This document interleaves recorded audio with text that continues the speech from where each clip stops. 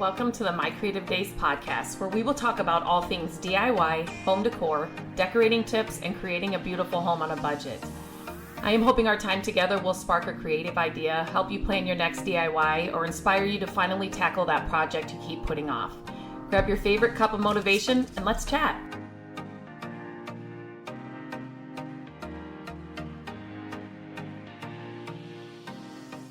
Hello and welcome back to the podcast. Today I'm doing a Q&A. It's one of my favorite podcasts to record.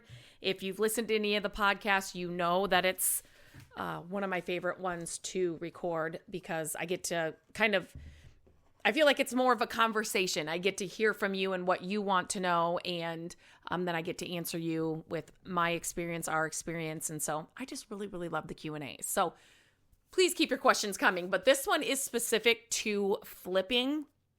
And so I gathered some questions that were coming in about flipping and kind of our process and our experience. So I am going to share the questions and then obviously the answers. So let's get started. So how did you and Matt get into flipping houses? The simple, easy answer, my dad. My dad flipped houses from when I was little. He worked in construction. When he could find a house, and get it at a good price, he would pick it up. But it's not like he did flipping full time. He did, building decks and building houses and those kinds of things. He did real estate for a while. So flipping was kind of on the side for him. And so when I was little, he would do that. And then when Matt and I were married, then we started helping my dad on some of his projects. So the short answer is my dad. That's how we got into it. The next question is, did one of you convince the other, or were you both on board from the start? We were both on board. We love the process of taking something that, I started flipping furniture just to, decorate and furnish our first house. We had no budget for me to go out and buy new furniture. And so I got creative. And so I started flipping decor. I started flipping furniture. And I love the process. Then Matt started learning literally when I met him. I'm not kidding. He didn't even know how to swing a hammer right. He knew nothing about tools. He knew nothing about building, nothing. So if you have a spouse like that, I'm telling you, there's hope. But when we got married, he, obviously he knew my dad, and my dad was totally the opposite, right? He could tell you how to do anything. And so Matt really started getting interested in doing that. And then I'm so grateful for it. He really enjoyed it. And so it's just kind of snowballed into little projects, flipping furniture. And then we were doing projects in our own homes. And then it was like, my dad got to the point where he couldn't do any of the work anymore. And it was like, why don't we do this ourselves? Like, why aren't we doing this? So we both were on board from the start. How do you divide up the responsibilities when flipping a house? This one's kind of simple too. You do what you're good at. Matt cannot stand trimming with paint. And I just don't feel confident and great with like a big roller on the walls. If I have a smaller roller for smaller projects, I'm fine. And so we just know that Matt's going to roll the walls. I'm going to do all the trimming. There's a lot of things that Matt can do that I can't do, but it's just, you basically divide what you can and can't do. So that's how we kind of divide up the responsibilities. One of the main things for us, Matt does not want to do any of the negotiations, any of that kind of stuff when flipping, or like we are going to be renting out this one we're working on now, but he wants none of that. So I handle all of that end of it. It's not just the project. Like, you have to work on finding the houses, and that is kind of my not responsibility, but that that's a full-time job, I swear, for me. I am constantly looking, reaching out, emailing, talking to a realtor. Like, I am doing that all the time. Matt doesn't do that. But then if we happen to find one, it's been 3 years since we could find one, but we have this one now. When I find one and then we go look at it and we go through all that, like, he's on board with it. So I handle a lot of that beginning stuff. If I, showing the houses and stuff, we kind of both do that. Picking out anything like paint colors or anything like that, I will do that. Light fixtures or whatever it is, I will do that. But then he does a lot of the, more labor things. Like there's obviously things I can do. I do a lot of the cleaning. It's not fun, but you know what I mean? So you just kind of, you kind of split it up where your weaknesses are and where your strengths are. That's how you gotta split it up. And the next one is, what are each of your strengths when it comes to flipping? I kind of already talked about that. And have your roles evolved over time, or do you stick to the same jobs every time? It's not necessarily the same jobs. So like when Matt's, like this one happening now, when Matt's laying the flooring, let's just say, because that's what we're doing right now. That's what we're in the middle of doing. I am there, you want to make sure that the floor underneath there's no, staples, debris. Like literally you want it to be super clean. So as he's, cutting, I am prepping that entire area. We have multiple boxes of flooring throughout the house. So I'm moving, and those boxes are not light. Let me just tell you. So I'm moving the boxes from room to room and where we're working on. And our roles, I mean, we are together throughout the whole thing. When he's rolling, I'm trimming. When, he's out cutting something else, like I'm getting that area ready. So our roles, I mean, I guess for us, they have evolved over time because we've learned how to do things. This house now that we're working on, there are some projects and things that needed fixed that we've never done before. So I feel like our knowledge is getting, with every project, it gets more. So, but then I'm also finding great people to reach out to that need, when we need like a plumber and an electrician. And so I guess our roles evolve in that we learn how to do new things, but it's pretty much the same jobs every time, unless we run into something new. So working together as a couple, how do you handle disagreements when making decisions about a flip?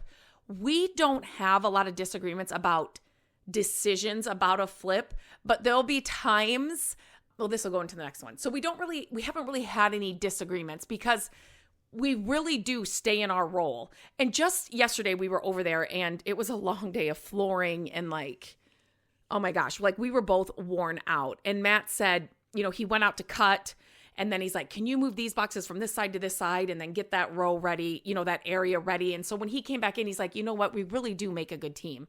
And we really do. We just know to get the job done, we have to, stick to your role, get done what you can get done and know how to get done, because your goal is to get the project done. So we don't really have any disagreements about making decisions about the flip houses we've done. What's the biggest challenge of working together as a married couple? So, Matt and I both work full time. So this is something we do on the side. We do love to be there together and working together and working through things together. When a challenge comes up, we really do put our heads together. I know what he would say. One of his like pet peeves with me is that I have bigger, like I think we can get done a lot more than that's even possible for like a weekend. Let's just say he's always like, okay, Linz, what do we need to get done this weekend? And so we'll make a list, right? And so I'll make the list. And then he's like, okay, no, there's no way we're getting all that done. So that's a pet peeve of mine. Sometimes with him, he talks to himself. He's like talking to himself or talking through something, but yet he's kind of talking to you, but then is not making any sense. And then I'm like, just tell me what you need me to do. Like, just, you know what I mean? So that kind of gets a little frustrating, but really it's just, we both love doing it. We would love to just do this full time. They're just hard to find. And because we really want to find the right properties, but what do you do when one of you loves an idea and the other one isn't sold on it? So this is sometimes, again, we kind of stick to our roles. If I'm going to pick out the countertops and the paint color, he's fine with that. Sometimes I feel like he goes over and beyond what's needed. And so I'll be like, listen, we don't really need to do that because it looks good or it's working great or it's, you know what I mean? Like, so that's maybe when one of you doesn't love an idea.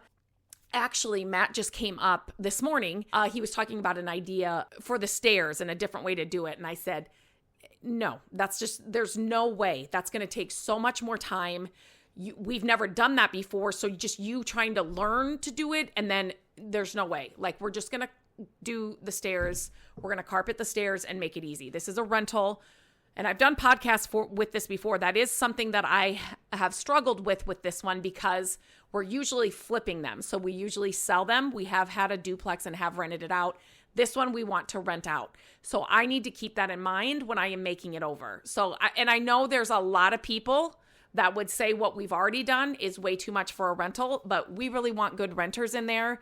And so we want to put our best foot forward so that the people know who they're renting from, if that makes sense.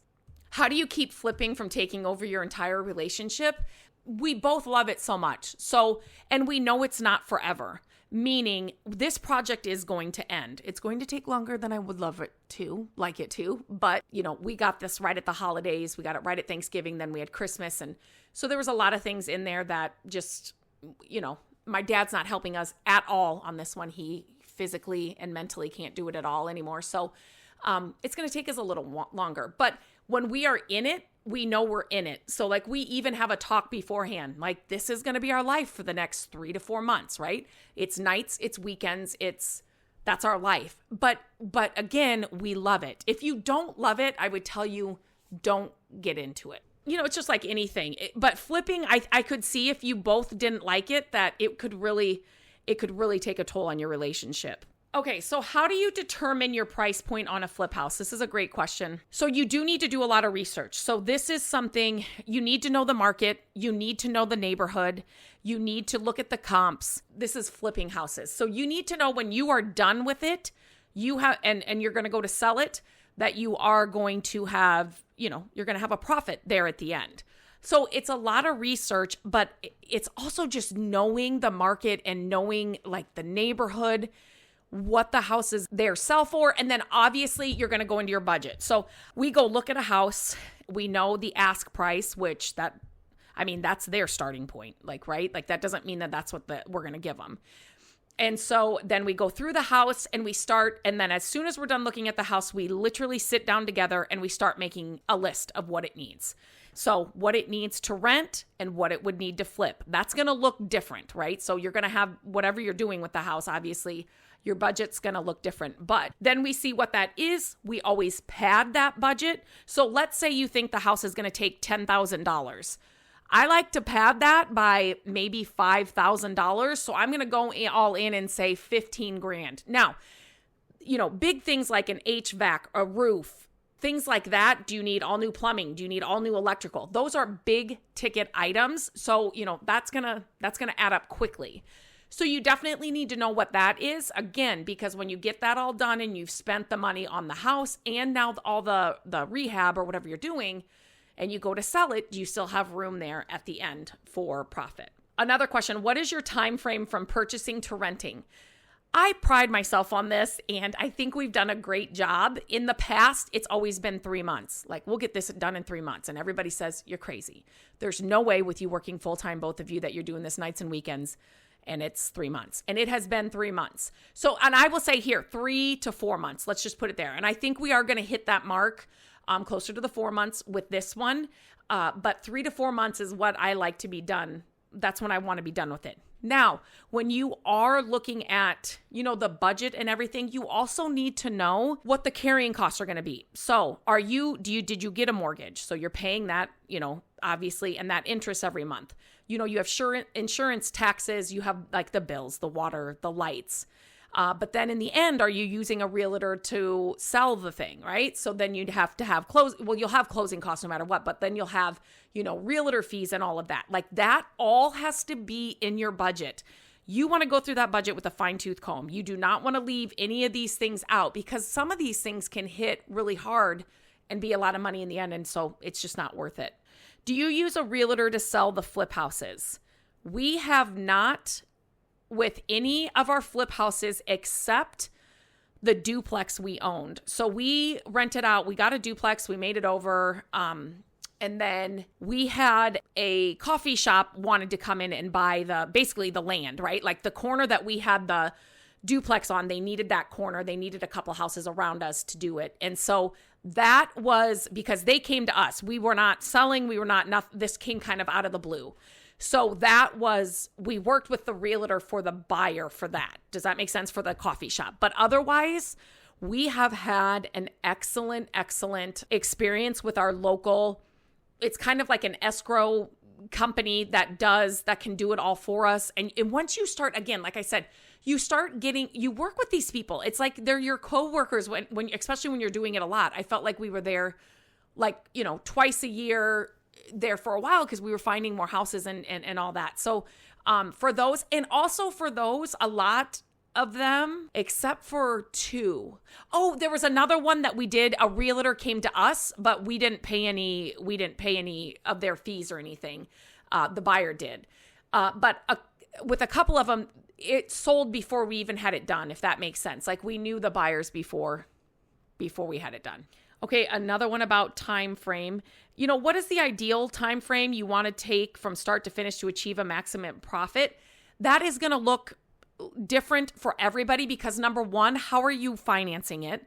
Are you paying interest on a loan?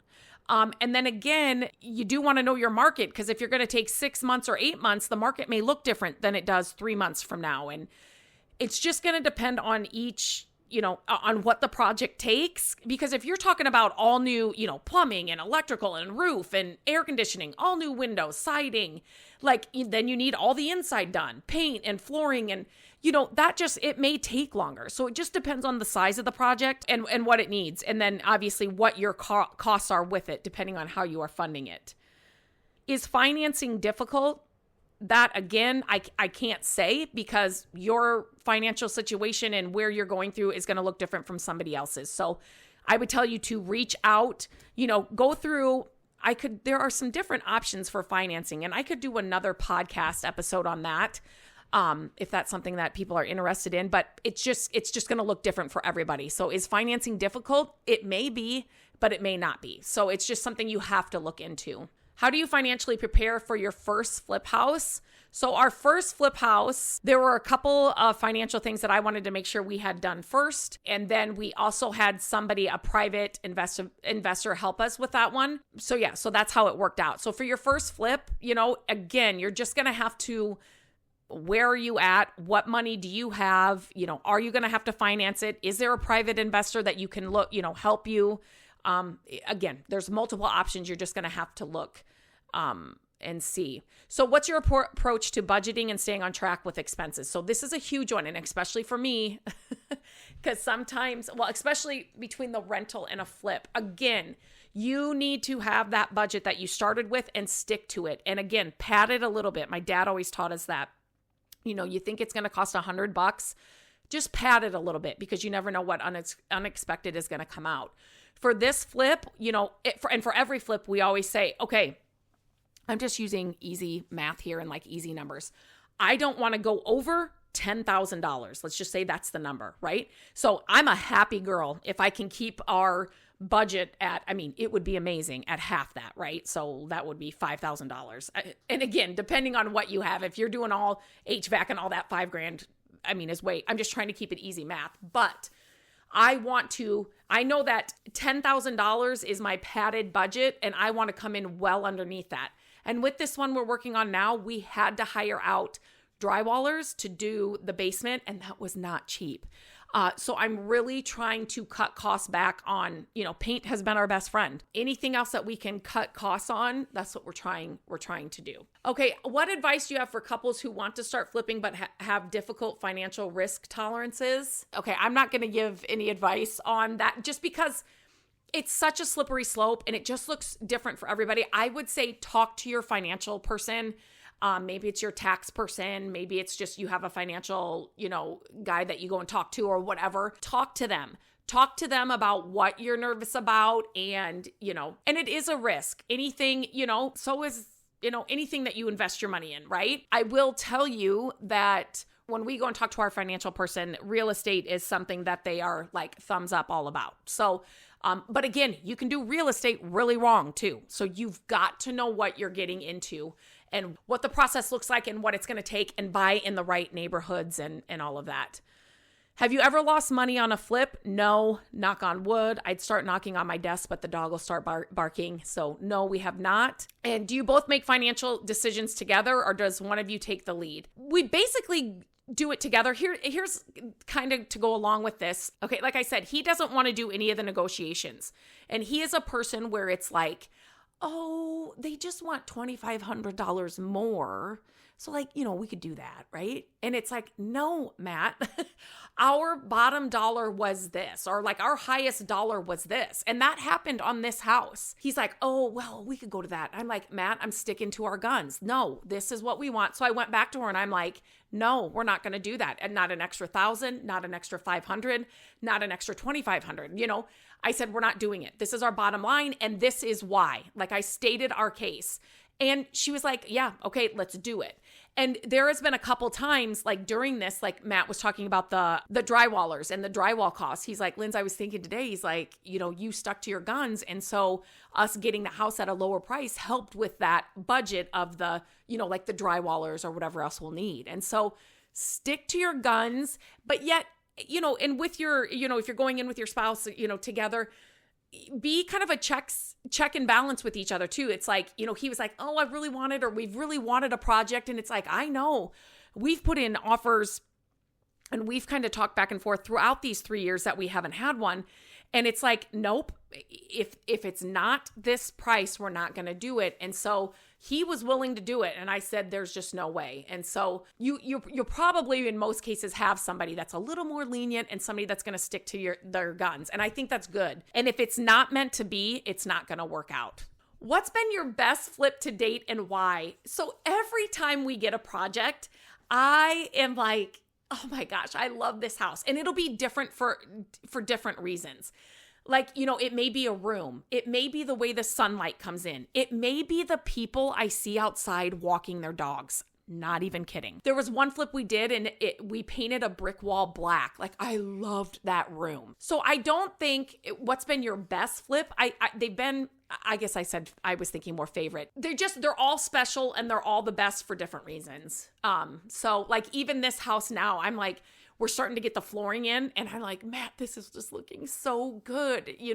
Like I can just picture a family here in every house, even like the duplex when we were redoing it. I can just picture the people living there and like how they would live there. Do you know what I mean? I don't know. It's just something I've done in every house. So what's the biggest mistake you've ever made while flipping? Matt and I go back and forth on a couple of them if we should have kept them for rentals and not flipped them. I would say that we would probably both agree with that. If you could go back and give yourself advice before your first flip, what would it be? Do it sooner. Not everything's going to be perfect, but do it sooner. Do you think flipping houses has made your marriage stronger? How? I don't know if it's made our marriage stronger. Matt and I, we don't argue a lot. He's calm. I'm not. I'm more high strung and I'm more like thinking about all the things and I'm more, and he's just more laid back. And it's something that we both enjoy to do together, but it's also, if we're working on our own house or we're out in the garage and we've got like a project, I thought of something and I was like, oh my gosh, can we make this happen? And then he gets excited to make it happen. So anytime that we're working on any kind of project together, it's just fun. It's just something we enjoy to do together. I don't know if you would call it a hobby, but when you're having a bad day or something's not going right, like there is somebody else with you the entire time that totally knows what you're talking about, right? Like is in the trenches with you. I work from home by myself all day, every day. And sometimes it gets lonely. I don't have that person that it's like, even when I talk to Matt about the work that I do, he doesn't get it sometimes.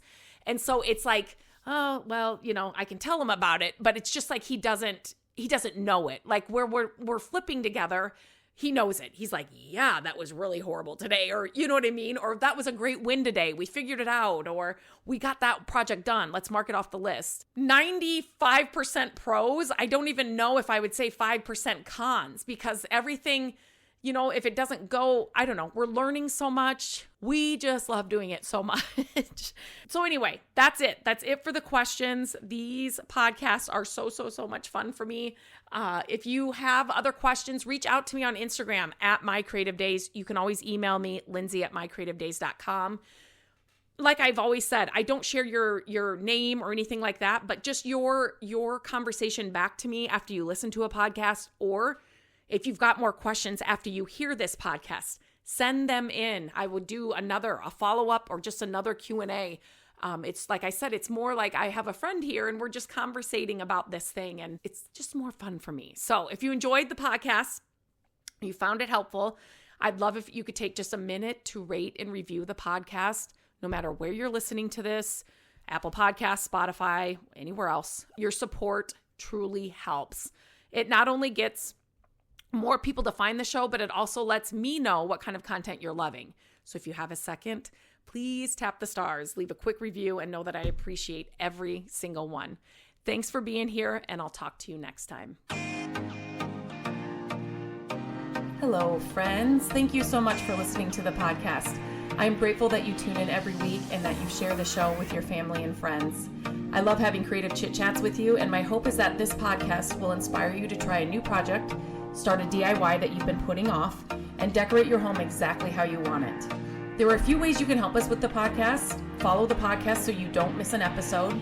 And if you could take a few minutes to leave the podcast a review, that would help us so much. Again, thank you for being here, and I look forward to our chat next week. Bye-bye.